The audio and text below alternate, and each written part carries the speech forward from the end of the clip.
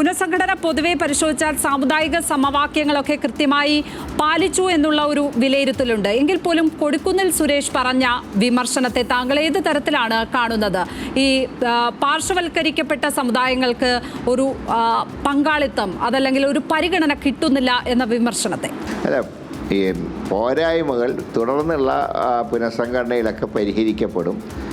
ഇതിപ്പോൾ ഒരു അവസാനത്തെ പുനഃസംഘടനയൊന്നും അല്ലല്ലോ. ഭാവിയിലും പുനഃസംഘടനകൾ ഉണ്ടാകുമ്പോൾ ഇതുവരെയുള്ള പുനഃസംഘടനയിലെ പോരായ്മകൾ പരിഹരിക്കപ്പെടും. ഈ കെ സുധാകരനെ പോലെ ഒരു നേതാവിന് ഇത്തരത്തിൽ ഒരു വിഷമമുണ്ടായെങ്കിൽ അത് ശരിക്കും പറഞ്ഞു പരിഹരിക്കേണ്ടതായിരുന്നില്ലേ? അല്ല, ഞാൻ പറഞ്ഞില്ല, അതുകൊണ്ടാണല്ലോ അദ്ദേഹത്തിനെ വർക്കിംഗ് കമ്മിറ്റിയിലെ സ്ഥിരം ക്ഷണിതാവായിട്ടാണല്ലോ നിയമിച്ചത്. അപ്പോൾ അതുകൊണ്ട് അദ്ദേഹത്തിനൊരു പരിഗണന പാർട്ടിയുടെ ദേശീയ നേതൃത്വം നൽകിയിട്ടുണ്ട്.